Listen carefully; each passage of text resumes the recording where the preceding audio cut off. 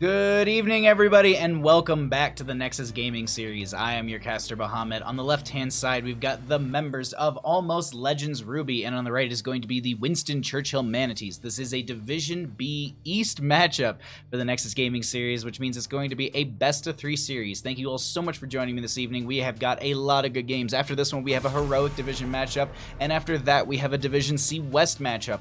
We have a night chock full of amazing plays. So let's go ahead and first off, do the most important thing and find out how we got here, what map we're on, and why. We are going to be the musical juxtaposition. Yeah, Ryokai. Just so very happy, and then it's just all anger. Yo, Corvix, how's it going? Monkus, how you doing? Ghost Bear, thanks for coming by, everybody. Alrighty, so the coin flip was initially won by the members of Almost Legends Ruby. They went ahead and chose first pick. Winston Churchill Manatees then had the map priority. They went ahead and banned out Braxis Holdout and Alterac Pass. Sky Temple and Battlefield of Eternity were banned out by Almost Legends Ruby. And then we are going to be having the one tried and true, I was going to say the one true and only, either way, is going to be Infernal Shrines for our first map, chosen by the Winston Churchill Manatees. God, I gotta say, that is such a good name. I love that name so much. From Sleepy Lullaby Bing Bongs to metal guitars. Yo, Texas Bone King, how you doing? Thanks for coming by as well. I appreciate you all. I don't know, are you suggesting that we need to change the Bandit intro? Does the Bandit intro need to get more intense to match? Do I just need to play like Doom music in the background? I guess I'm rooting for Almost Legends Ruby because we play them in a few weeks, or play them next week. Hashtag Almost Legends. Yo, Mega Muffin Hots, how you doing? Alrighty. Let's get into this here, because we are in Infernal Shrines. We do have a Sylvanas first pick, but let's actually talk about the bans where we're going to have a little bit of these happening. So Alex Strauza, Ana going to be banned on the left-hand side, going to be removing the strong point control that Alex Strauza brings here, and Ana from a distance can heal and also debuff the enemy team with the biotic grenade, so it's really, really strong in that right. Anubrak and Kerrigan were banned out on the right-hand side. Dive from Anubrak's really strong. The web wrap can shut down a main healer, a main tank, and then allows the enemy team to then step into the backline of the friendly team, and then you're just bodied. And Kerrigan just on this map is just notably very strong on the shrines, as well as her aggression works with a lot of teams. So that Sylvanas offers a lot of push power to the friendly team. Joining in with that, you could maybe see something like a Joanna here to anchor, but I do like the pickup onto the Garrosh. That means that when they do step forward with the Sylvanas to siege in, they're going to have that threat of, well, Garrosh can maybe displace you. The other thing to consider, though, is they're going to be stepping up into a Diablo and a Greymane. Now, Diablo is a great initiation, has a lot of control in these team fights, able to then get into the backline and kind of make a ruckus of all of that. Greymane very well pairs into that as well. So this dive composition so far coming out from the members of Winston Churchill Manatees is extremely strong. Greymane also sieges really, really well and is strong on these shrines. Overall, both these teams starting out with great pickups, and then the Tyrande, as I didn't really hit it on all, is going to be on that left-hand side for Almost Legendary Ruby as Legends Ruby, not Legendary. Legends Ruby, and that's going to pair well into the Garrosh because you'll have the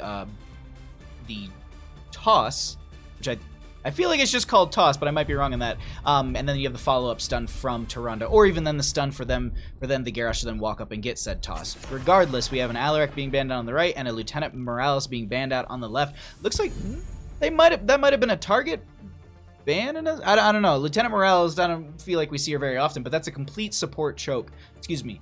It's healer choke coming out from the members of Almost Legends Ruby.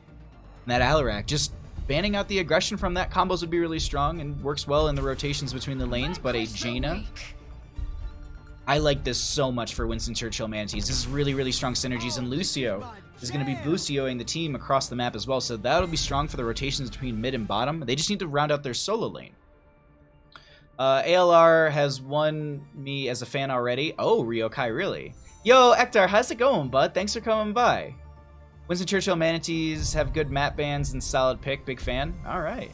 Yeah, Winston Churchill Manatees, they were just like, yeah, we don't want to play on Braxis Holdout or Alterac Pass. Not happening. Brogini, thank you for coming by. Probably said that wrong regardless. Alarac, Kerrigan bans, those have to be very specific. I mean, Kerrigan, I feel, is good on this map. She does have some viability here. Alarac, just some aggression. Maybe I think that might be targeted, but Lieutenant Morales feels the same way. But a Kael'thas and Blaze rounds out the draft on the left-hand side, so it's going to be Kael'thas rotating and getting the wave clear, and then Blaze will be up in the solo lane. Who are they going up against? Leoric? Malthael?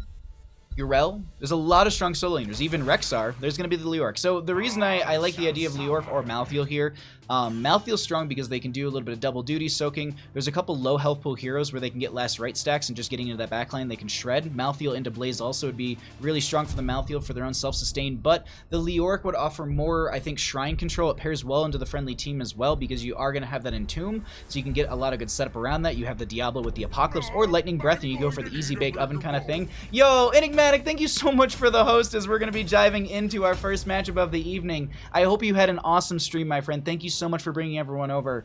Hello, all of Enigmatic's friends. I am Bahamut. I do casting. Welcome. ALR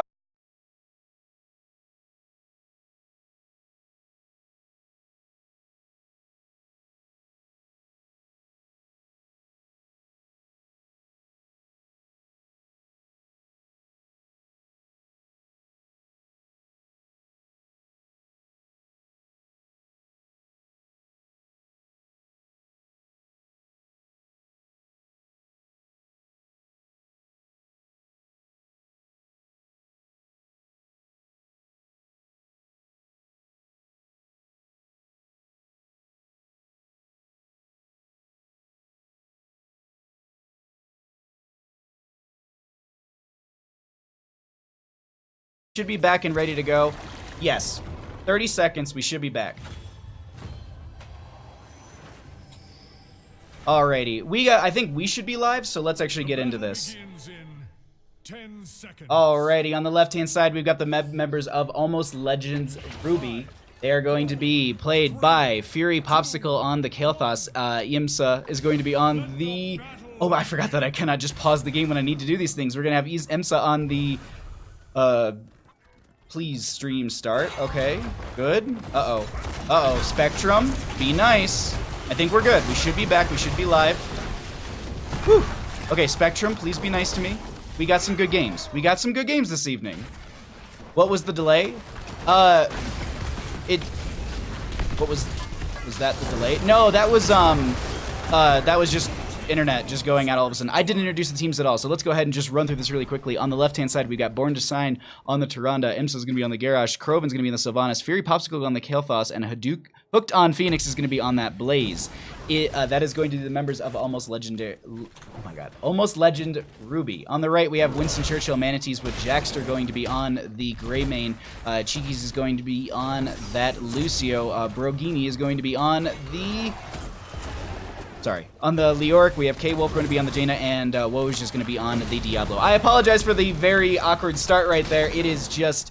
Whew. Also, really quickly as we got into this, I'm KJW. I'm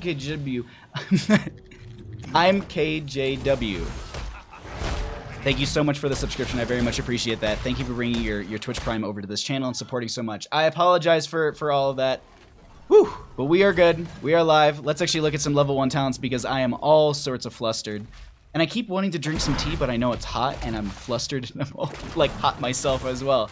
We do have Sylvanas actually going to be going into the Overwhelming Affliction at level 1. So going to be going for that percentage-based damage instead of any sort of, I believe it's the stacks that you can get on Furling Shadows, as well as I think it's just the attack speed from, I can't remember the other one, but look at this invade coming in onto the camp on the left-hand side from Winston, Churchill, Manatees. They're going to delete Tyrande as well as Kael'thas, and this is what I was talking about. Yo, Enigmatic, thank you so much. I love you too. Thank you for bringing all your friends over. Kaleo, my bud, thanks for coming by. Everybody who's in chat, thank you so much for being here. You're all amazing. I got to do one really quick thing so we can just get some vision for these teams. Lucio, I cannot click on you. There we go. As that is going to be just, we at least now can also see the vision for these teams. So with that, let's actually take a peek on the vision for the members of Winston, Churchill, Manatees. We're going to have Jackster on the right-hand side going ahead and grabbing this camp. Leoric is still going to be pushing up that top lane. Hooked on Phoenix will be up here as well, just pushing that out. And then we're going to be having the Sylvanas, who just peeked in bottom a little bit, pushing that up as well. On the opposing side, we can actually see what their vision looks like as well. So they're going to be grabbing their camp on the left. They do see that the right-hand side was picked up by that Greymane, at least we know that. And they're just going to have Hooked on Phoenix getting pushed out of top lane a little bit. Still going to get that experience as you just saw right there. And we have our first shrine popping up here in a few moments. I think this is just a really good start for both the teams. The other thing to note too is we do not have a Convection Kael'thas. This is going to be a Mana Ada Kael'thas, so we get the, I guess you could say, proper build. I mean, 100 extra damage. No, I'm just kidding. That shielding Like, I've seen Judgment Tyraels who their entire game plan is to just dive into the Kael'thas in the backline, and once they get that Mana Addict shield and that dive keeps happening, it just gets mitigated. They know it's coming because it's a very telegraphed thing, and they push the 1 key, they get a big shield barrier, and they're going to sustain through it. Dalshilger, I think. Thank you so much for the follow. I appreciate that so much, my friend. Welcome to everybody in chat. Alrighty, we do have... Oh, Bro is going to be taking a little bit of damage here as they're going to be stepping forward and getting a lot of pressure put on them, and they're going to be the first ones to go down over the Shrine. Greymane diving in as well. Born to Shine going to be picked off, so 1 for 1 so far, but that's going to be solo lane for a support as K-Wolf needs to back off here, and Cheeks... Oh, Cheeky's CV is going to get out of there with just some sub 100 health for a second. Gonna get that push off. Leoric, though, cheats death, and they come right back into this. And I gotta say, for 4 minutes into the game, this is moving so insanely fast. And it's not because we have a 0.44% increase on the movement speed. It's because of the fact that these teams are just playing so aggressive, that they're playing so fast into each other. We also have that possession for the Sylvanas. As we have these 7 talents, let's actually cycle through some of the other numbers while they siege in on to this bottom lane. Actually, I was going to say siege into this bottom lane, but they realistically, they have Greymane in top soaking, Leoric in mid lane soaking, and I guess this is more or less just trying to open up the gate a little bit. They're just going to back off, and that's just going to be the cycle out. They're going to be absolutely fine. 100 damage is less damage than the spell power at level 1. See? Epic player knows what's up. Jackster is a beast at the game. Used to be teammates with him. What's up, Snipe? Thanks for coming by. Ooh. I do like this Greymane play so far because look at this top lane value that they just got. Completely opening that up. Bottom lane is going to be having this camp picked up in favor for the members of Almost Legends Ruby. And they'll just open up bottom lane a little bit, but here's the thing. Do they know that yes, they don't know about that rotation that we can see on the minimap right there, and so now Lucio's doing their best to zone out Fury Popsicle. Did a really, really good job. Wonderful. Wonderful shadow charge through the wall right there, and that's just going to be the Kael'thas going down. Krovan makes it out alive with the Banshees, and that's going to be the chain bomb being spread around right there, and Lucio is going to be going down, so at least they get that trade out in that right. Still, there's going to be a bit of an experience gap between these two teams as we are going to be having, I'd say, about a half a level in favor for the members of Winston, Churchill, Manatees. Now, this is going to be the next Punisher in the top lane, and I like what they did in the last phase. They just kind of pressured up bottom lane a little bit. They didn't open it up with the Punisher. They just kind of let it jump over and they cleared up the wave, but Leoric was pushing up mid and Greymane was pushing up top, so they opened up these gates in setting up themselves for the next Punisher because they were expecting it not to be bottom again. Typically, that's what you see. I mean, there's a very small, minute chance that it just cycles into the same lane again, but just prepping those lanes like that is a very strong setup for those teams if they can get the next Punisher. That's the big kind of outlier here is K-Wolf is going to just kind of sidestep hooked on Phoenix a little bit right there, and they're taking a bit of damage. Apocalypse comes out from that Diablo as they get a lockdown into a couple. That will be the Ring of Frost as well as the Entomb, and that's what I was talking about right there in draft as Kael'thas goes down, as well as the Lucio. There we go. And Jaina was picked off as well, and I was thinking that they were going to be getting a lot more value with that, but it just gets turned around right onto them, and they only take out the Kael'thas right there, and I think we're actually going to be seeing Warlord's Challenge, and that's going to be a huge turnaround in favor for the members of Alpha... Oh my god, I was going to say Alpha Star Legends. Almost Legends Ruby. Lucio set up the bomb. All your base belong to us, Ghost Bear. Holy crap, Winston Churchill Manatees is hungry. I mean, Greymane's hungry. You gotta go for the throat. But we are going to be seeing pretty much the standard heroics coming out here. I honestly thought that Ring of Frost and Tomb combo was going to get so much more value and was expecting it to go the complete opposite way, but then I started seeing the deaths tick up, and I'm just like, I was even just like flustered. I was like, wait, how is this going backwards? And all right, well, they're going to go ahead and clean it up, and they close that experience gap between the two teams as well. This is completely evened out. And now, Sylvanas with the only heroic, at least for their team, on cooldown. Greymane about to get that go for the throw, so if they can get someone a little bit low, that'll be strong for them. Once again, let's get the vision for the blue team as they are going to be first ones on this point, and just see how they're kind of posturing, what they can see as the enemy team will be approaching and trying to push up this lane a little bit here. All the heroics are off cooldown except for Wailing Arrow. 10 more seconds on that one, so they might be trying to play it around that fact. We'll see. But they need to get a little bit of a grouping here for this Leoric, which seems like Leoric is more or less just going for the clear on the shrine. That's going to be a nice amount of damage going out, and Lucio's going to be the first one down. Ring of Frost comes out as well. Warlord's challenge onto one. They get the Diablo. Apocalypse goes out just in time. Razor swipe and go for the throat coming out from Jackster. Unfortunately, it's not getting them the value they're looking for, so they have to back off, roll to disengage. Fury Popsicle so low, the pings are going to be there. They get the pick. That's going to be a 3-for-2 trade. Diablo did go down. Don't let that fool you, because they did have full souls. So they're going to be losing those. Jackster so very low, looking for this, and maybe a little hungry, but they do know that they have their Diablo coming back. 11-16 on Skeletal Defenders, and they'll go ahead and jump back onto the Shrine. They should be able to grab this by themselves because there's no Kael'thas for the next 8 seconds. Sylvanas just got back up as well as the Tyrande, but they're going to try and initiate onto this Greymane, and I don't know if that's going to be the best bet. Jackster's so very low, but Cheekies is going to speed boost in and goes, I got this. I'm just going to go ahead and just amp it up and take that kill from my friendly team. Jackster, though, pretty low. Needs some healing. They'll be able to have this 13 on. I would say that they should have 13s both sides for this Punisher defense, but actually, no, they're not going to have it for a couple seconds here, and they're going to have to play behind their fort. They might just have to forfeit this second Punisher of the game, which also to note, second Punisher of the game is also going to be in favor for the members of Winston, Churchill, Manatees, as they do step up onto this. Frozen Punisher will be the one in the lane, which also does lock down the structures as it walks through and uses its abilities. There you go. So you can see right there, if one of those hits a structure, it'll lock it down for, I believe, 2 seconds in total, much like you can compare it to Syndragosa from the Arthas. And now we're going to be having them still in front of this gate. They're going to be, oh no, actually, I was like, do they have a minion wave? And that's just going to be the Sylvanas stealing, I think, a couple minions away so that they can't sit in front of this gate just as long. Punisher will go ahead and lock down the tower and get a little bit of damage onto that keep, but that's going to be a great push in favor for the members of Winston, Churchill, Manatees as the almost Legends Ruby. I like the Jaina play. K-Wolf in mid was just opening this up, and it's the same thing. They're just like, all right, we're banking on the next one to be in mid, so if we take out this fort, that's just going to be more setup for us right there, as Lucio steps forward a little bit there as well. Alpha Star Legends, the bots have invaded Hot Stew.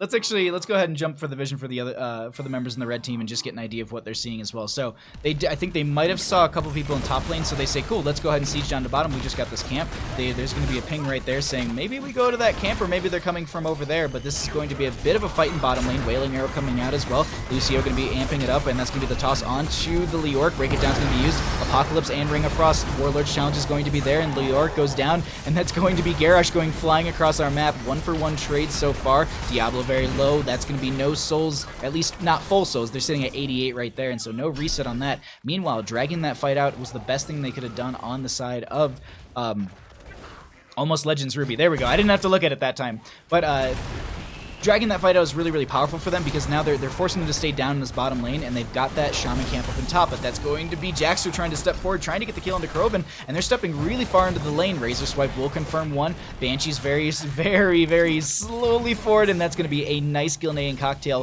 through the tower into the Sylvanas, and also Kael'thas will go down. Unfortunately, the Jaina is going to spread the chain bomb, and Jaina will be losing her... Hold on, what? Jaina has lost her souls. Why didn't she get the insta-revive? I have never seen that before. Please someone screenshot that, please.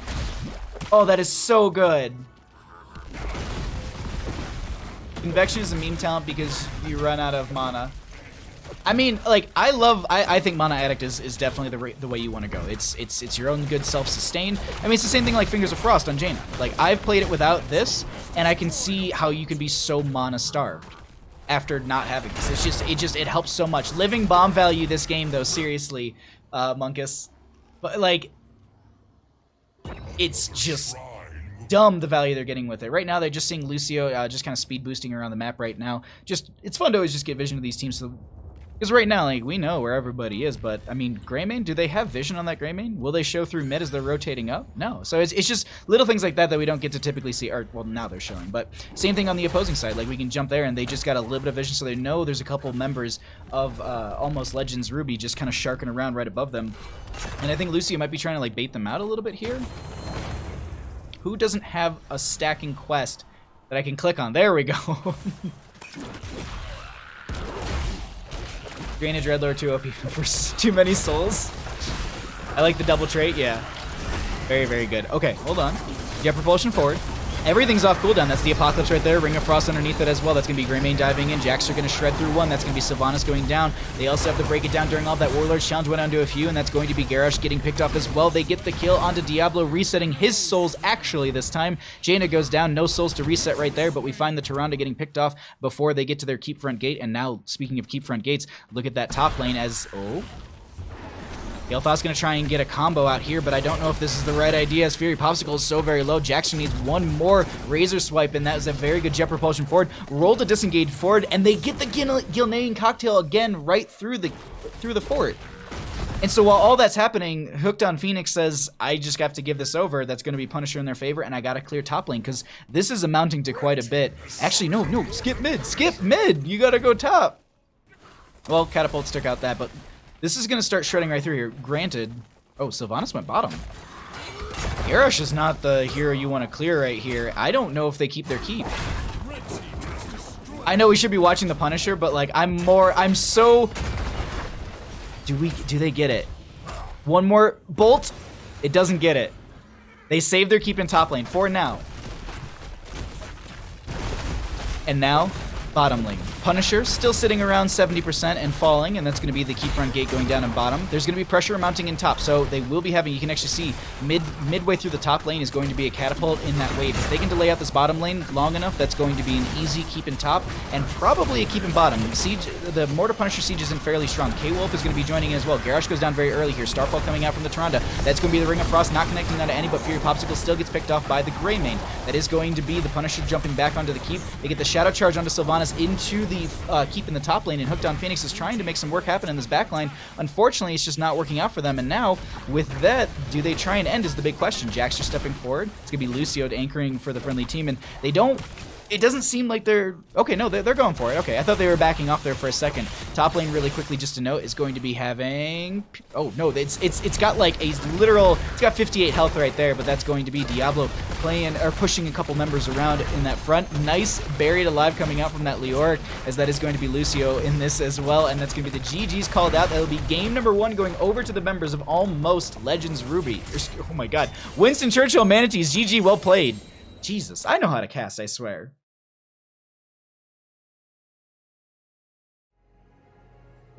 Oops.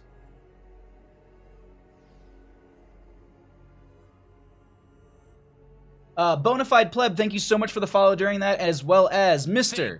Moist Weenus, thank you so much for the 69 and 1 bits. I very much appreciate the support, my friend. I hope you're all having a wonderful night. If I haven't said hi to you in chat, I apologize. It has been a very, very good first game, and we have 3 best of 3s this evening. So let me go ahead and get a message out to the team that actually lost and not... Okay. And not say this wrong. Map pick or first pick? Alrighty. Yo, Tano, how's it going? BM, how you doing? Mongoose, what's up? Ladoran, how you doing?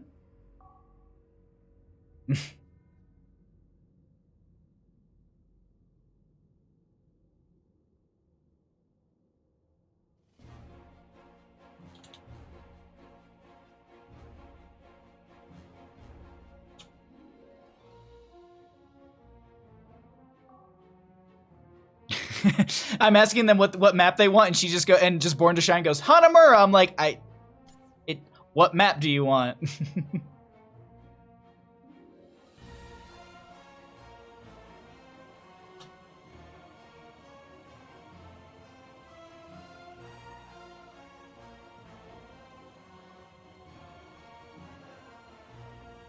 Or if they seriously actually wanted Hanamura, I'm like, that's not in the map pool, so.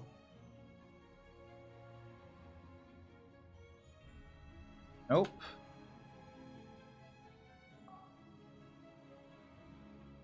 Oh, that's really bad formatting. Anyways, all right, let's pull it back, because I'm sure you all want to see Bandit. Mostly. All right, team score, let's update that. Let's get this going. Yo, Weenus, thank you so much for the tier 1 subscription. Thank you for the 2 months of support, my friend. Thank you, thank you, thank you. I will follow you to the end of the world. Subscribed. Thank you so much. Enjoy your finger guns, enjoy your asthma pogs, and enjoy your oh my goods. Hanamura isn't in the map pool, right? No, it's not. No, I sent them the map pool. Alterac Pass, Battlefield of Eternity, Braxis Holdout, Cursed Hollow, Dragonshire, Infernal Shrine, Sky Temple, Tomb of Spider Queen, Towers of Doom, Volsky Foundry. I know those all by heart. I didn't have a cheat sheet to the left. I wasn't reading at all. They want Hanamura, they'll get something else. What's the... Okay, cool. Cool, I got the map. I am going to go ahead and make lobby, because we just gotta keep on trucking in these games. These emotes are OP. You know what, Weenus, though? Is not as good as Resident Weenus. Yo, Selexia, thank you so much for the 69 bits. Thank you. I really much appreciate that. All right, invite to game. Let's get all this rolling. Thank you. Yo! Selexia, thank you for the 2 bits. You just gotta beat Weenus, don't you? Also, nice round numbers are always nice as well. Did I hear Haunted Mines? I wish, BM. I want Haunted Mines so bad. Alright, well, here's the thing, Zego and friends, if you want Haunted Mines to be in the map pool for Heroes or for the Nexus Gaming Series, you gotta go and just heckle them at the Nexus Gaming Series. Excuse me. And if you want to do that, Selexia has the best emote on Twitch, probably. If you want to heckle them and do that, you know how you can do that? You can go to their website, you can go to their Discord, and to find all that information, you can hit !NGS in chat, and it'll give you all of said information. Sorry, I just keep talking right into the mic. It's just, I got way too much energy for this game. I drank a lot of tea today. I had a decent day at work. I Skyped my family. Thank you all for being here. Thanks for hanging out. Thanks for following. Thanks for donating. Thanks for subbing. I love you all. You're all beautiful. Also, shout out again to Enigmatic for the host. I really appreciate that as we got started here. Haunted Mines isn't even a map in Quick Match. Exactly. That's why it belongs in... You know what? No. Nexus Gaming Series. You should put on an event where you do all the maps that are never played, like Hanamura, Garden of Terror, Blackheart's Bay, Hanamura, I probably already said that, and I can't think of it. Haunted Mines? I'm blanking on all this, but either way, Nexus Gaming Series, you should put an event where we get to play all those maps and enjoy all of them. Teams are...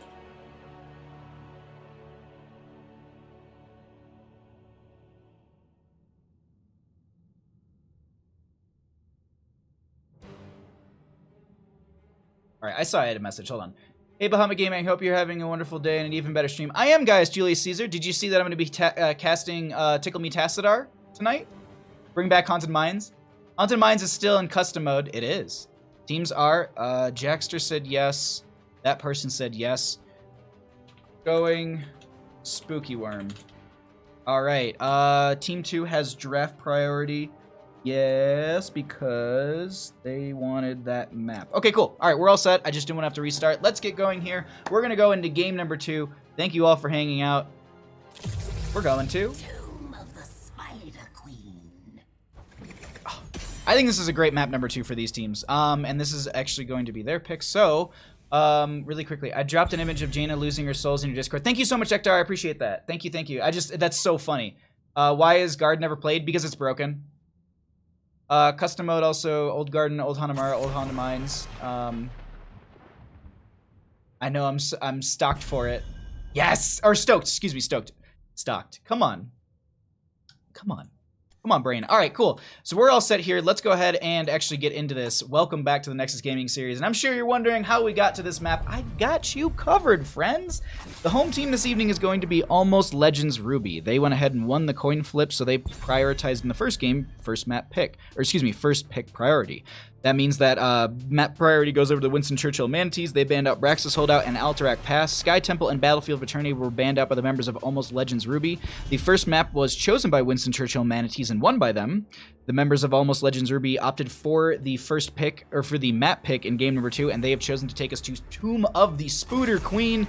And let's go ahead and get back into this draft, as I already hear fans flying. But how did we get here? To map, yeah.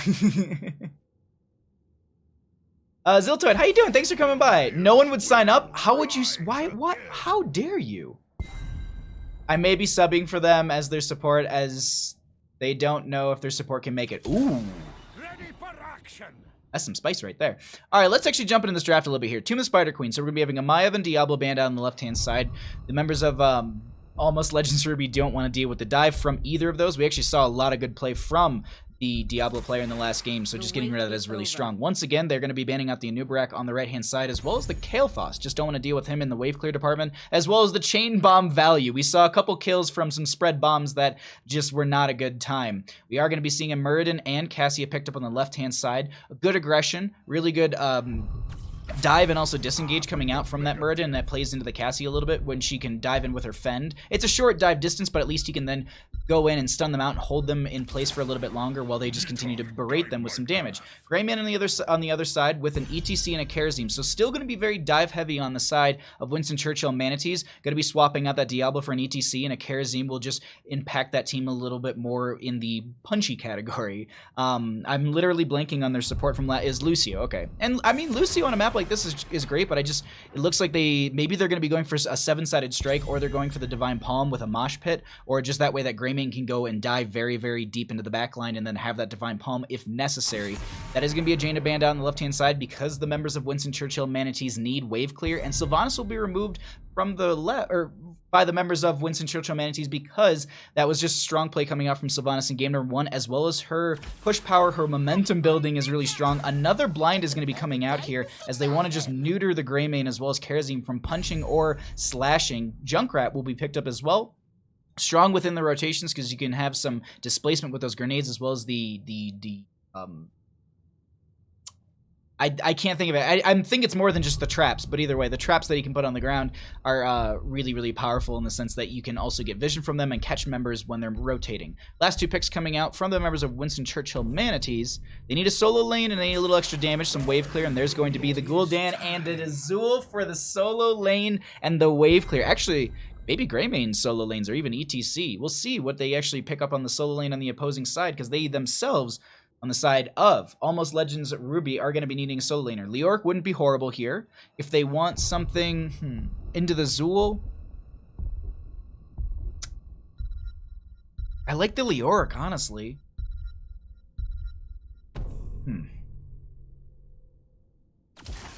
Arthas, okay. It's going to be attack speed reduction for the Greymane and the ETC. That'll work. They just want to collect them butts.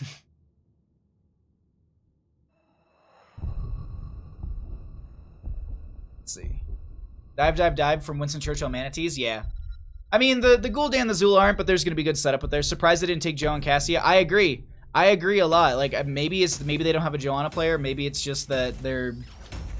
Look at that timing from Bandit. Like, he was just like, all right, I know I can run and go get some... Like, I could hear him in the other room, like, drinking water. He's like, I'm going to go run. I'm going to go get some drinks of water. And then I'm going to come back, like, perfectly as the draft ends. And it'll be adorable on screen for everybody by getting my little fish. Look at that. That's my draft analysis for all of you. No, realistically, between these two teams, I think that there's a lot of control and a lot of slow play coming out from the members of Almost Legends Ruby. But Winston, Churchill, Manatees, they've got dive, they've got wave clear, they've got push power. I think...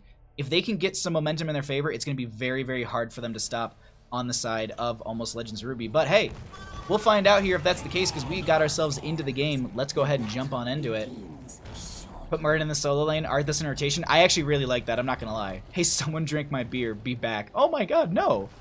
Rude. On the left-hand side, we got the members of Almost Legends Ruby, down one game in our best of 3 series, trying to bring it back to game 3. Hooked on Phoenix will be on the Arthas. Fury Popsicle will be on the Cassia. Emsa is going to be on the Muradin. Krovan will be on the Junkrat, and Born to Shine rounds out the team on the Lily. On the right-hand side, we've got the members of Winston, Churchill, Manatees. K-Wolf is going to be on the Gul'dan. Woj is going to be on the ETC. Cheekies is going to be on the Kharazim. Jaxer will be on that Greymane, and Rogini is going to be on the Zul. I always like a good Zul game. I think they're so much fun, and you can get some major value with them. We have the Iron Fist also for this Kharazim, so not going to be going in any sort of punch build, not going to be going in any sort of, or not punch build. He is punch build Kharazim. I mean, that's all you can take. But it's not going to be any sort of, I think it's insight for the punches, and I think it's tranquility. I might be wrong on that. I can't remember what his actual healing level 1 punches are, because I usually just go insight because it's just fun to punch forever. But Greymane going to be getting a little pressure onto Krovan, as well as we're going to be having Gul'dan dumping out some damage. They are going to be going into the Echoed Corruption at level 1, so they're going to be trying to stack up those 40 stacks and look to have the return onto that. So we're going to keep an eye mostly on the rotations between these lanes. This is probably where most of the fun will be. Maybe we'll be seeing a member getting picked off here and there. And this is what I was talking about with Junkrat, leaving these mines in some of these bushes so that way you get vision. It will allow the team to see that, and they can also step up and have people like Muradin anchor for the friendly team and just make sure that there's no one going to be getting caught out on the friendly side. They can back up and get towards the gate. Now they are going to be losing some gems by doing it this way because of the fact that they're kind of freezing the wave a little bit in that halfway mark and they're just not stepping forward. Zool actually going to be going down in bottom lane. I apologize for missing that. Wait, Jackster, you missed the gems. Oh, because that's what I was going to say, like, oh, can they rotate down in time and pick up Zool's gems? Because I believe that was at least, like, 10 to 12 gems that were lost.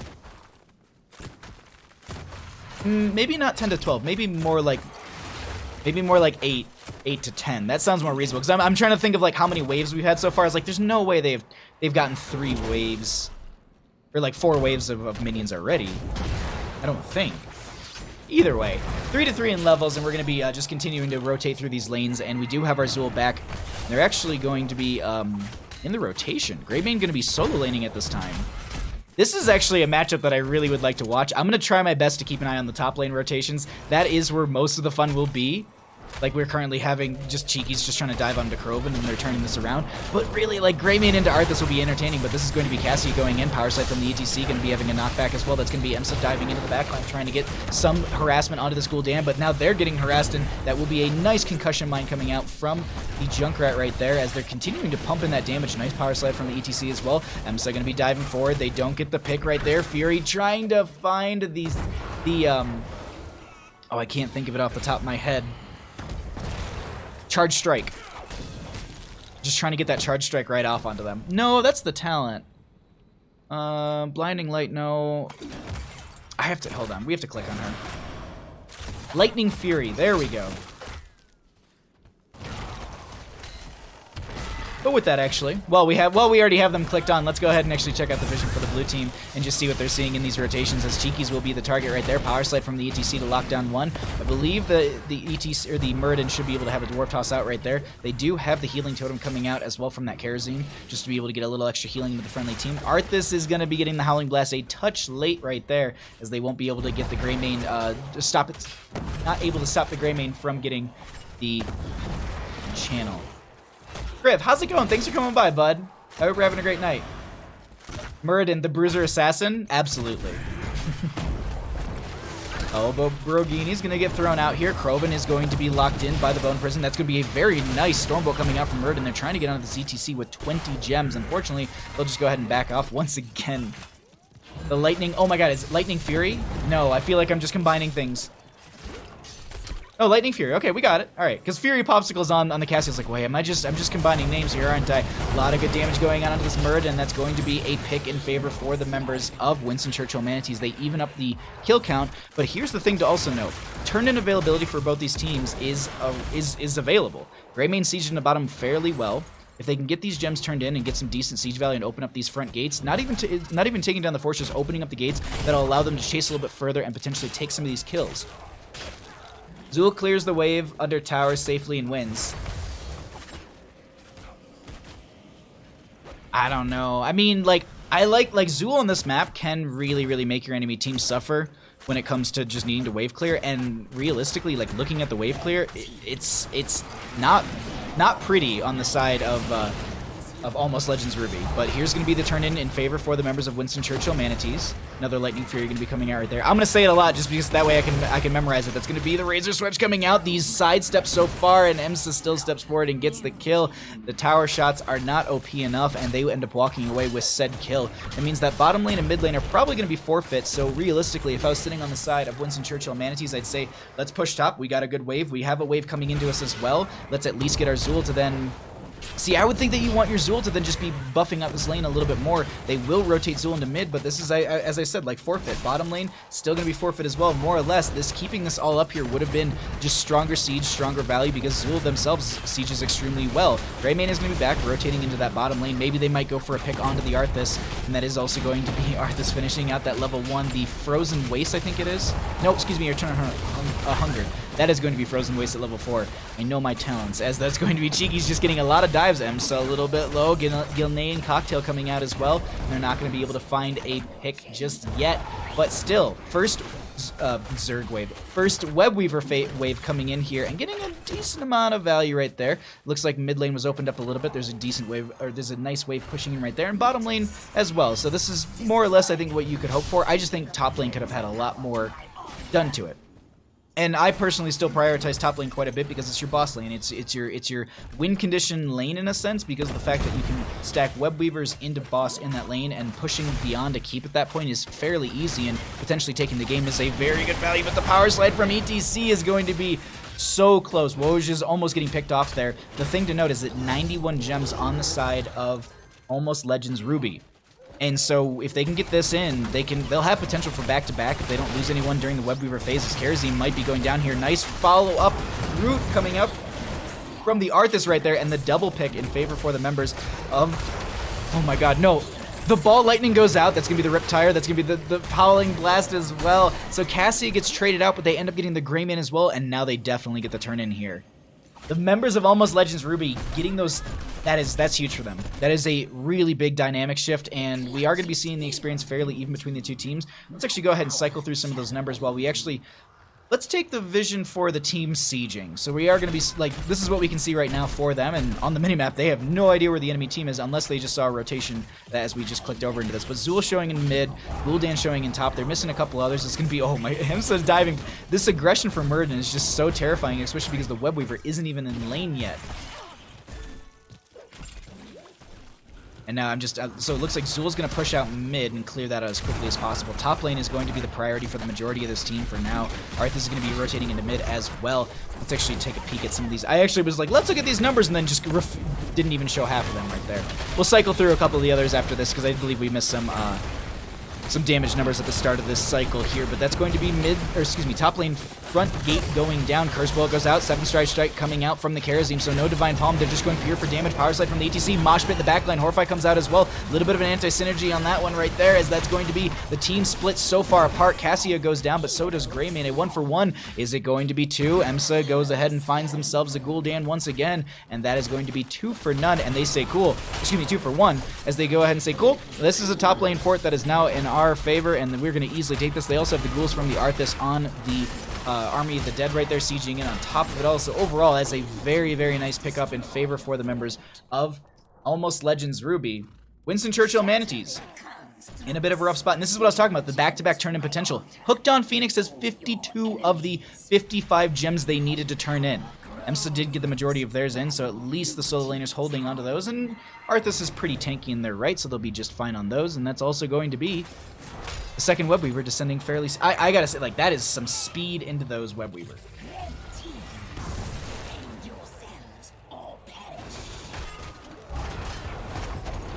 Alrighty, let's see what's going to be happening here in our mid lane, because I think this is where... We do have the Junkrat in bottom, but I think this is where we really want to focus in on. And I'd say the majority of the heroics are off cooldown. I think we got 2 on either side. They're fairly low on those cooldown counters as well.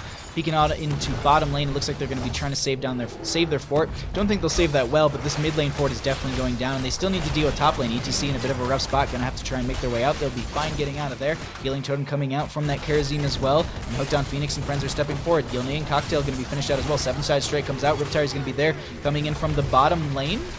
Did it? No. Wait. I couldn't see it. There were so many circles. I was like, where is it? I can't even find it on the map. It just doesn't get any value from them right there. As Gul'dan, look at their posturing right now. This is really, really risky. They want to make it back to their fort. Horrify on themselves. That separates them, and oh, Curse Bullet doesn't connect there either. And that's going to be 4 gems dropped, and they don't get them right there. Cheekies is going to be trying to dive down here and get some value for the team, just punching into this, but that might have been a risk, as they have so many blinds. on the opposing side that going down there and you might not get the punches you're looking for. Meanwhile, in top lane, Zul's going to be clearing that out. They have turn-in priority themselves. Hooked on spider butts. That's a good one.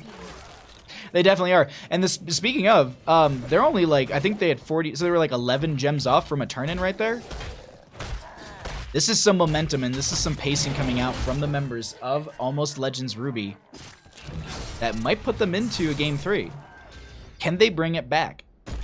Actually, I would say this. Can Winston, Churchill, Manatees bring it back? I'd say the pressure and the momentum coming out from Almost Legends Ruby has just been so dominant this entire game. Stream quality control available. Let's go. Hey, Taras, how you doing? Thanks for coming by. Oh my god, they want to get this turn in so bad. 50 seconds without a Horrify, 10 gems from turn in. Oh, was it just 10? Thank you. Oh, power slide. They want to get this Murden so bad. That's going to be the Riptide coming out as well. There's actually turning this around quite a bit, and that's going to be Greymane going down first. Look at Brogini's health, and the Stormbolt confirms the kill. No mosh pit to save them right there, and that's going to be a 3 for none as they're going to be diving forward into this lane further. And oh man, that is not the situation you want. The other thing to note too is look at the gem count for the members of Winston Churchill Manatees. Look at that gem count. And now, we're looking at exactly what I was talking about earlier. The priority into top lane. The boss turn-in potential. 8 gems necessary on the side of Almost Legends Ruby. This is just going to be boss Webweaver. Death timers are low enough where everyone's back. I would say that they definitely have a viable chance for a defense here, but it's just they need to play this slow, they need to play it safe. Jackster needs to definitely back off, and they need to regroup in front of their keep and get ready for this. Are they not going to try and turn in with... Oh, no, they did get it. Okay, I was just like, did I miss that completely? I did. I was looking at other stuff. Oh, I never show this one. We can at least look at their APM really quickly because this is just fun a little bit. Power slide from the ETC trying to separate the team. Hooked on Phoenix a little bit low. That's going to be another separation on top of that. We are going to be seeing them just siege in. Nice mosh pit onto a couple, but look at that health on ETC has just slowly been draining. That's going to be the ball lightning going out as well. Jumping from player to player. 16 talent here over the opposing side as Zul goes down, stepping a little far forward, just trying to get the Poison Nova off. There we go. I was going to say Poisonous Wave. That's not right. Webweaver now descending in lane. That's going to be the step up forward as well. The Gul'dan goes down, and it looks like, ladies and gentlemen, we are heading into a game number 3. This is, I would say, one of the fastest Tomb of the Spider Queen games I've seen in quite some time. 13 minutes on Tomb, a very dominant game. Team looking a lot more comfortable in game number 2 on the side of Almost Legends Ruby. We go to game 3. GG. Well played.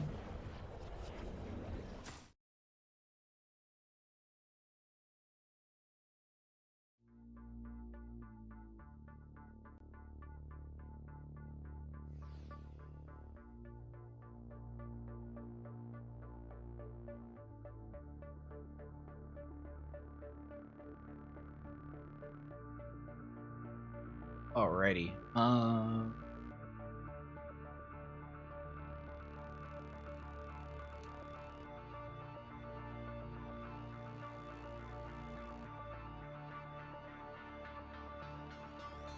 Alrighty, cool. I'm just trying to find out map pick and priority and stuff really quickly.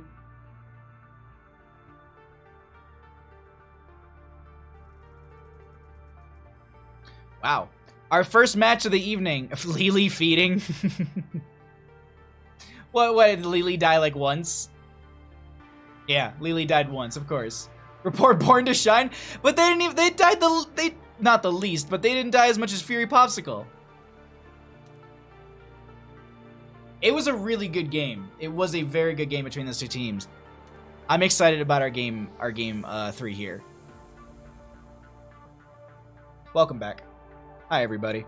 We're currently just waiting to find out what map it's going to be, and then we'll get going here into our next one. Really surprised that Winston Churchill Manatees went so deep into auto-attack heroes when they were drafting blinds. I agree. I agree with that 100%. Because, it was, like, maybe the Cassia was so early, and I was like, man, this is blind? Okay. Alright.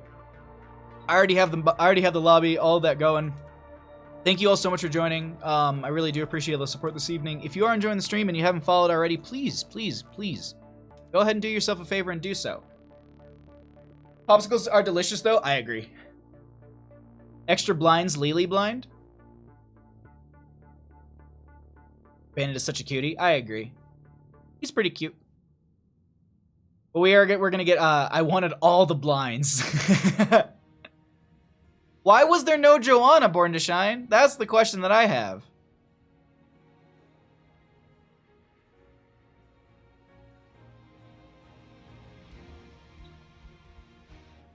Right, there's our last player, and let's get the other team in here.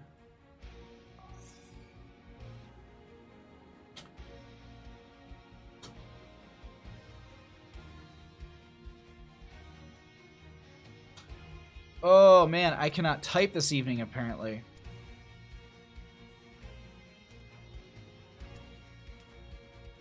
Who dropped the last second? Okay. Cool. Alrighty, we'll get the last one in here, the last players in here, and then we're gonna be going into our final game between these two teams. Oops. This, and I want this. Right? Yes. Alright, I need to update one thing in the background, and then we're gonna be pretty much rolling right into this one. We got a lot of hot games this evening.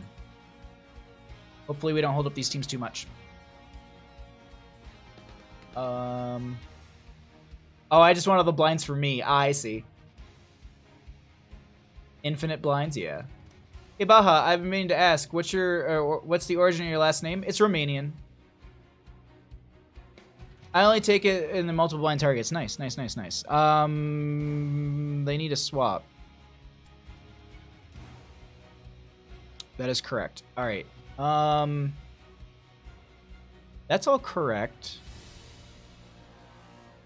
To team 2, I'm not a traitor and a spy. Just a spy.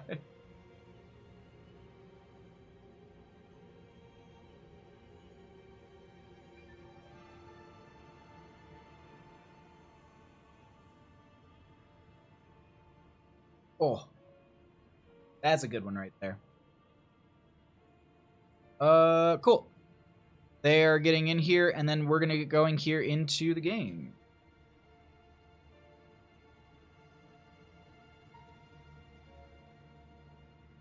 On. Give me this second. You guessed right. Nice, nice.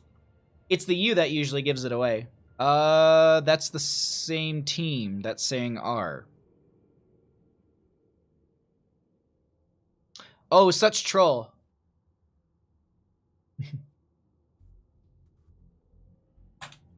Alright, cool. Let's get going. Game number 2. Ugh. Game number 3. Let's go ahead and jump on into this. We are on Cursed Hollow. Welcome, everybody. Thank you all for joining me. You know what? I realized that our draft loop did not kick on at all during any of that, so I need to fix that in the background. But either way, thank you all so much for joining me. I apologize for our draft loop not playing right there. I was wondering, I was like, why am I only seeing only 3 audio bars? But we're good. We got it. It's all there. Welcome back, everyone, to the Nexus Gaming Series. I am your caster, Bahamut. We are in game number 3 of our first matchup of the evening. We have Almost Legends Ruby up 1 game against the members of Winston, Churchill, Manatees, as well up 1 game in our best of 3 series. And if you're wondering how we got to these maps and why we're on Cursed Hollow and how are the teams that are up a game, I got you. The home team this evening is going to be the members of Almost Legends Ruby. They went ahead and they won the coin flip. They went for first pick priority. Map priority then goes over to Winston Churchill Manatees, who banned out Braxis Holdout, Alterac Pass. We are going to be having Sky Temple and Battlefield of Eternity banned out by the members of Almost Legends Ruby. Infernal Shrines was picked as the first map chosen by Winston Churchill Manatees and won by them. The second map was chosen by Alpha Star. Oh my god, Almost Legends Ruby, and won by them. And now we're going to game number 3 on map number 3, Cursed Hollow, and it's chosen by Winston Churchill Manatees. Let's go ahead and get back in this draft, as we are going to be having a Dahaka and a Brightwing band on the left-hand side. No globals, at least coming out from the side of Almost Legends Ruby. They do not want to deal with it. Geez, Cursed Hollow, we ins macro game now. Was it also an Arthas? Was there also an Arthas in there? I got in too late to figure things out in time to remember anything. Wait, what? Oh, it was really weird picking Karazim after the cat. Arthas was the last pick coming out from the members of Almost Legends Ruby.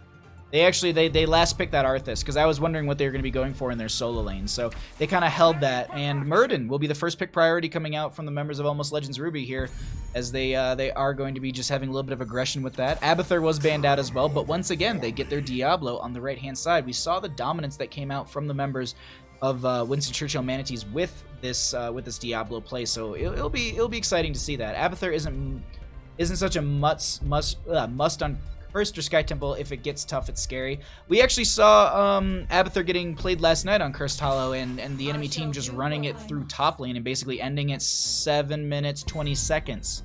Right? I need to mark that on my notebook. Yeah. Division A game last night. 7 minutes and 20 seconds on Cursed Hollow, straight through top lane. They showed it in the bans, yeah. Murden first pick? Yeah, again, Murden first pick. Actually, they're going to be taking the Greymane for themselves on the left-hand side this time. Fury Popsicle, and they have that Tyrande as well. So Murden, some setup. They've got some follow-up from the Tyrande, and then they've got some dive from the Greymane. Really, really good pickup onto that one right there. Seems like they're... I'm seeing some emotes flying right now, and just in the response to that. Let's see, though. Ban-wise, they need a solo laner, and they also need some extra damage to follow up on that Greymane. Kael'thas is not a bad idea. We saw the value that they got in the first game on the Kael'thas, so get rid of that Chain Bomb ability. Diablo Alexstrasza.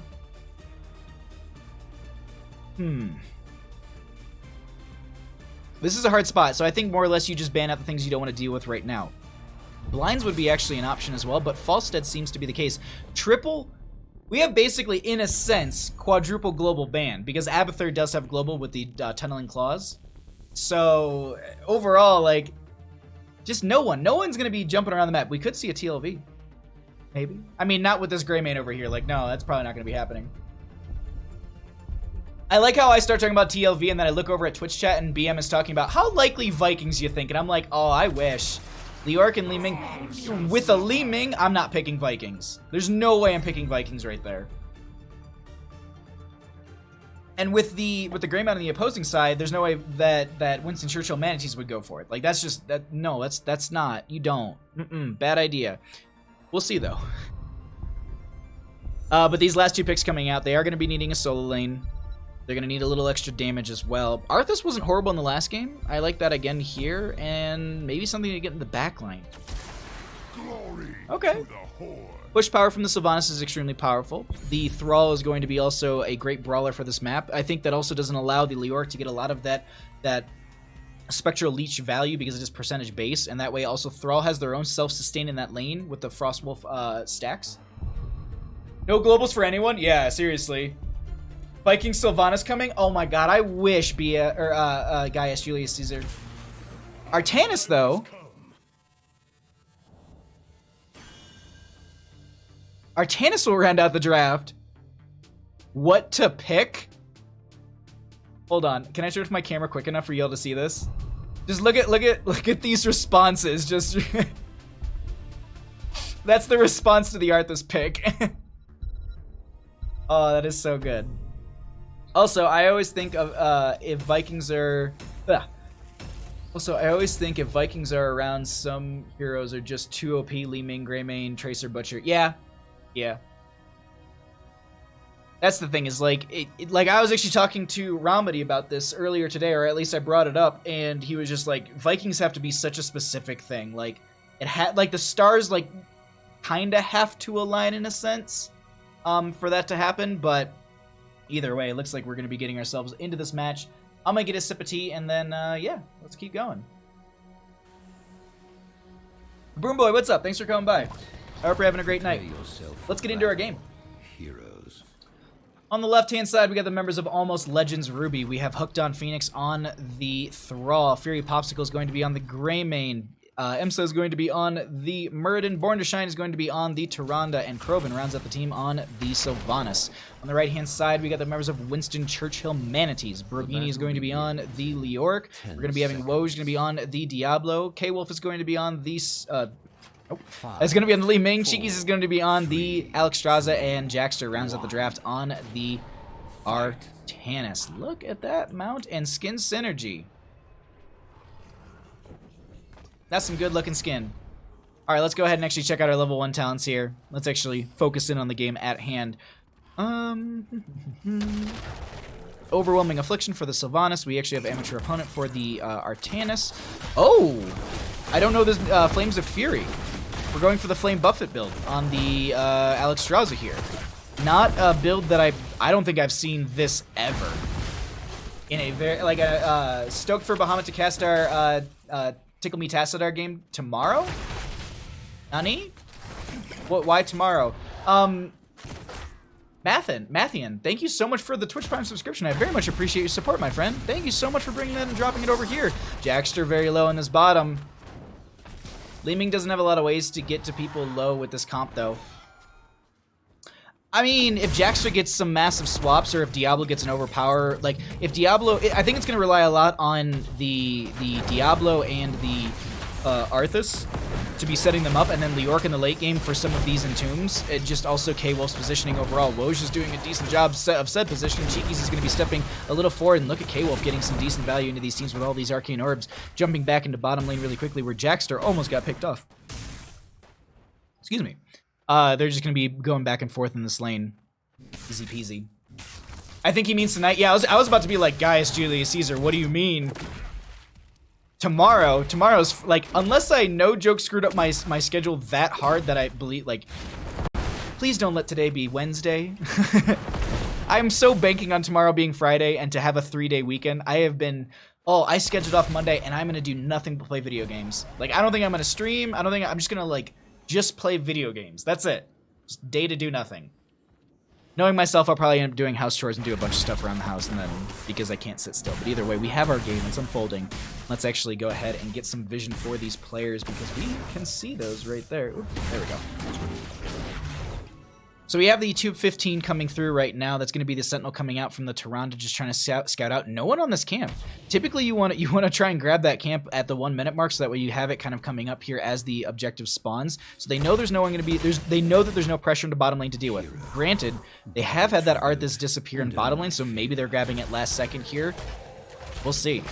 Actually, let's jump over the vision on the opposing side. So that is actually going to be Jackster grabbing this after the Sentinel comes through. That will be Li Ming in bottom lane, just scouting out against this Sylvanas, which I don't think we knew that she was down there for quite some time. And this is just going to be top lane getting cleared out before the objective spawns. Speaking of, we do have our first objective coming up here into the top lane.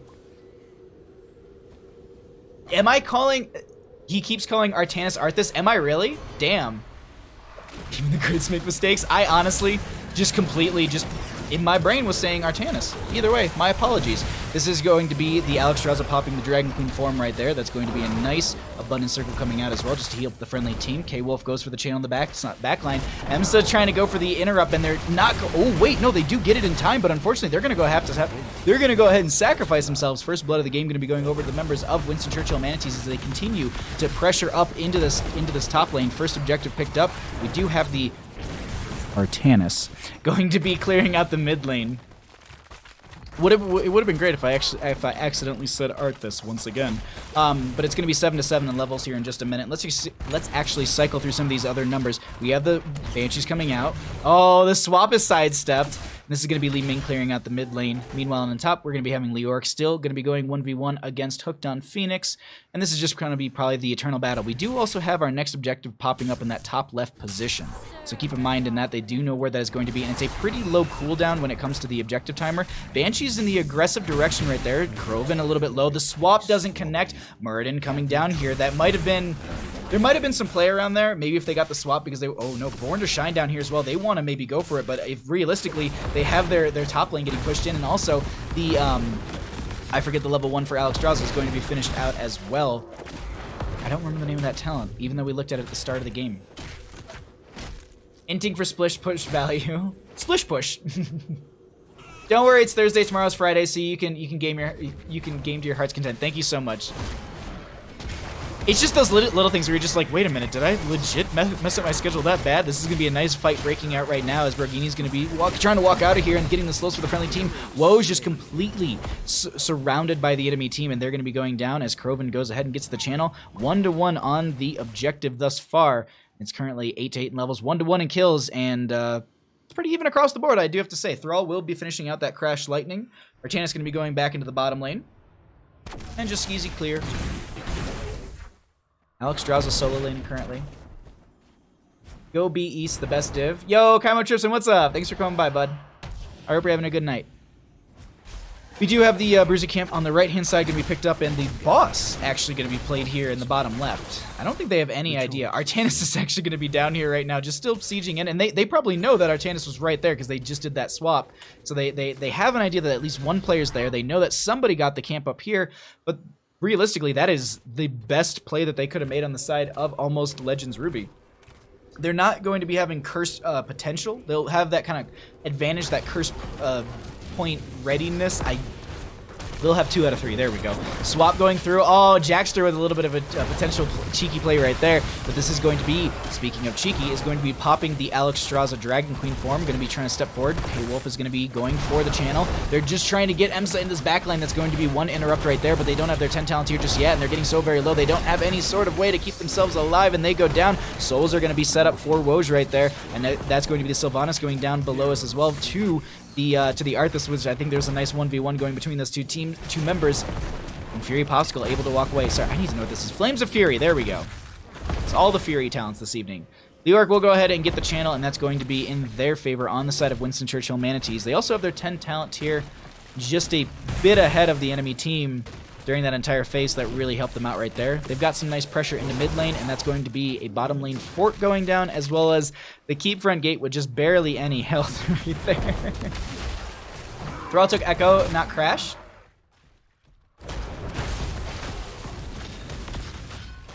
Oh. I thought I said Echo of the Elements. Am I just wrong? Yeah, because Echo is blue, Crash is red, and then Rolling Tide? Rolling Thunder, I think it is actually. Rolling Thunder is going to be green. That's like all you, like you just memorize what colors you're seeing, and that's really about it. And then you mess up them half the time. It's mostly what you do is when you cast video games. This is going to be boss play for the top right. It's going to be Artanis and Leoric going for that right there. This is going to be the Bruiser Camp for the mid lane as well. So kind of the opposite of what's happening. But here's the thing. If they can... Oh, they know that they're here. I think we're about to get a big old fight over this. And I'd say... Actually, all the heroics are off cooldown. This is the collapse coming in from the members of Almost Legends Ruby, and they just disengage from the boss. They're going to leash it. They let it go. Curse Bullet comes out.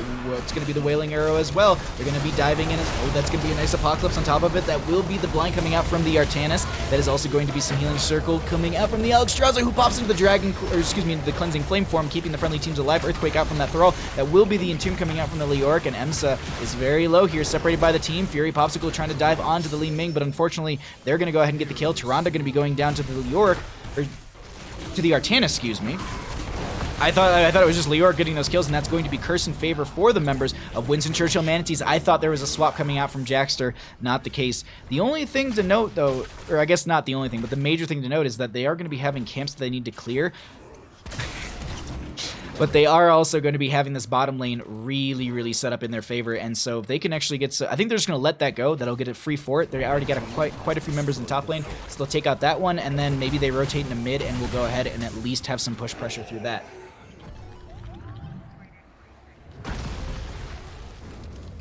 Any reason not to fight under boss there? Mostly because you don't want to lose the fight. So the boss is leashed to the red team, so always prioritize the red team in that fight. So essentially, it's like a 5.5 versus 5. Like the boss is working against you, and if you get the pick, then everyone storms onto that point, and it's an absolute massacre. So just disengaging from that was just a better option for the members of Winston, Churchill, Manatees. But another fight's gonna be breaking out in mid. That's gonna be the Dragon Queen form popped as well as the Entomb. Krovan so very low. That's gonna be the Disintegrate getting one kill. Reset for Li Ming. They're gonna try and step forward. Do they have enough mana to get a combo here? They're just going to throw out another Disintegrate, trying to get Emsa. They don't go down, but with the curse still happening, they're going to be able to take out this mid lane fort. It actually just ends, and they take out 3 forts during that entire time. A very, very strong start for the members. I would actually say even not even really start, I guess mid game at this point for the members of Winston, Churchill, Manatees, as they're going to be going ahead and jumping back onto this boss and trying to pick it up this time. Sentinel coming out once again, but I don't think they want to fight it.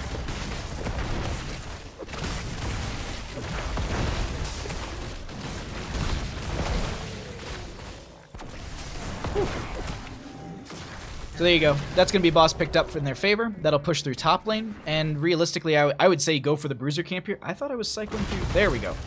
Sorry, I was trying to show the other numbers before we get to level 13 for both teams, and it'll just jump back over to that. Sentinel once again going to be coming out, and you can actually see, boop, there it is. A-Wolf is going to be scouted out, and they at least know that, cool, they're not going to be diving on us in top lane. We can get this easy clear on the boss. They're more or less going for the rotation. They're not even really, well, Leorc will be showing in bottom for a split second, so they at least know that they're down there.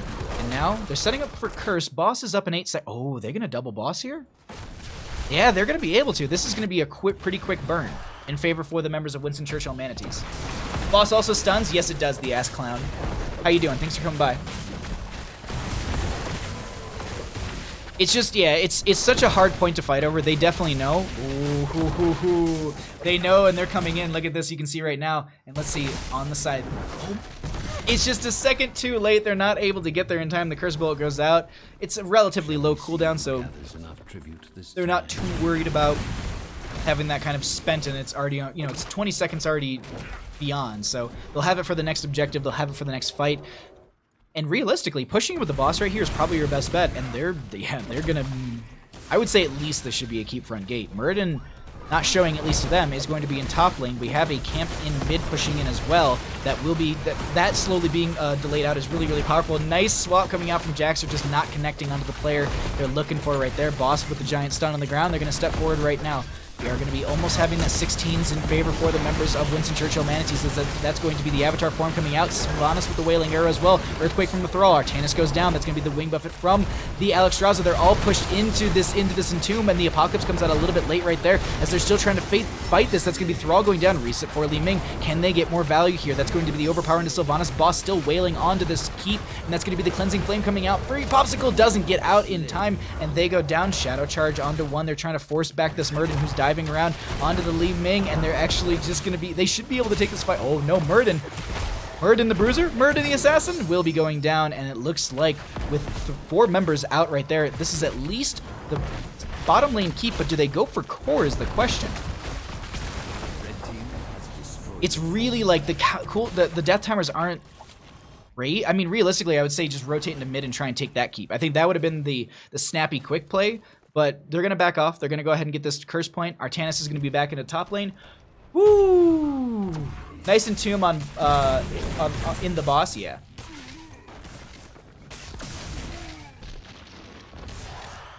You can hear the pleasure in Baja's voice when he says your name. God, Ryokai. Why? Oh God. Get boss, then do nothing. I mean, that's a pretty standard thing. So what you're mostly trying to do at that point is just create map pressure, forcing the enemy team to rotate to go to that, so that way that you can then, so for example, like that boss pickup in top lane was purely just so that they could rush down to bottom and grab this and then push it on a keep. That was completely at least from the games that I've seen of many, many teams, that's exactly what you go for. You want to have the enemy team distracted. You can see 4 to 5 members up in that top lane. If it's 4, then it doesn't really matter. Like if one person's going to try and 1v5 your team on a boss and they're not an Alarak or anything like YouTube crazy, like it's just like a Muradin, it's like they're not going to be able to take it. They'll get body. Like if it's a Medivh floating above you in bird form, worry a little bit, because they might try and ley line seal you and steal that boss and then just portal out. I've seen it happen. It's very good. Beardy Boys Ignite, Big Doo-Doo Head, how's it going? Thanks for coming by. Dive in from Greymane, Woj very low, that's going to be the Apocalypse coming out, Entomb going to be there as well, separating the team from each other. That's going to be the silence from Sylvanas, and Diablo goes down. Souls will be reset, they're going to be able to come back in 2 seconds. Shadowstock coming out as well, Fairy Popsicle getting their hope drained, and that's going to be Greymane going down.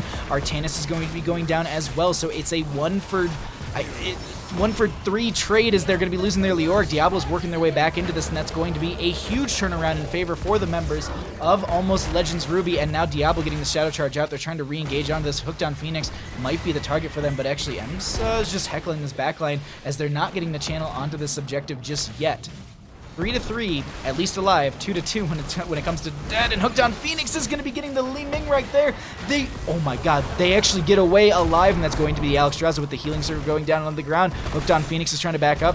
Brogini is trying to get this respawn as quickly as possible, and also these slows. That's going to be the objective's still up, by the way.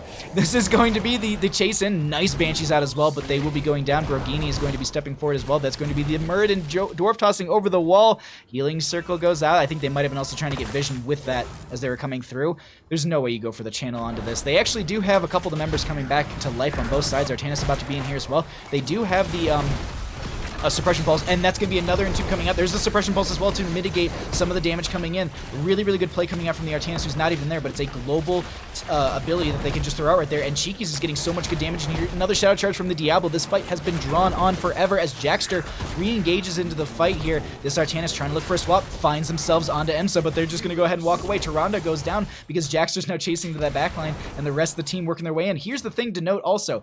Oh, wait, hold on. Apocalypse right there. It's just like this fight never ends. I thought we were friends, Jaxus. That's what Born to Shine's going to be saying. Emsa so very low here as well. Flame Buffett gonna get the kill. But this is what I was saying, like, while all that's happening, catapults are mounting in top lane, and I can't believe they're not going for the end. I'm very surprised that they're just not gonna try and rush through bottom and try and end this game. But it's 1-2 when it comes to the objectives. We have Boston top available, Boston bottom left available. This is, I would say whoever loses the next team fight is definitely going to be losing the game. It's on either side realistically. Other Tyrande ult would have been so much better there. Another bullet whiff, murder not of mana. Yeah. The fight lasted from 16 to 19. Jesus. Already. So roughly that was a 4-minute fight. Oh, I thought you were going for minutes. I looked at the timer. I'm like, wait, it's 16 now. I thought you were talking in-game 16 minutes to 19 minutes. So Boston top lane. Do they go for the double play? Li Ming it will be getting this curse, and I think they might try and end with this. It's Tyrande with the Sentinel, and it's not going to be able to get the stall that they're looking for. That's going to be the Banshees forward, and they don't get the objective like the stall that they're looking for, but that's going to be the Wailing Arrow onto Sylvanas, or out from Sylvanas. They trade out their deaths right there, and Sylvanas, or excuse me, the Thrall goes down on the left-hand side. That's going to be the Cleansing Flame coming out from the Alexstrasza, who's trying to keep the friendly members alive. Shadowstalk comes out from the Tyrande as well. Boston top lane, catapults in bottom, and this is just literally all they have to do, even if they all go down here, is delay the Hearths out. As long as the members of Almost Legends Ruby don't have their Hearth, they don't get back, that's going to be GG's, and it looks like they're already calling it. Born to Shine going for the Hearth. Jackster chasing this further in. Emsa so very low as well. The core is falling. Let's actually go ahead and check that out as it looks like... Wait, hold on. Ouch. That's going to be game number 2 going over to... Excuse me, game number 3 going over to the members of Winston Churchill Manatees. They take the series 3-0. GG. Well played.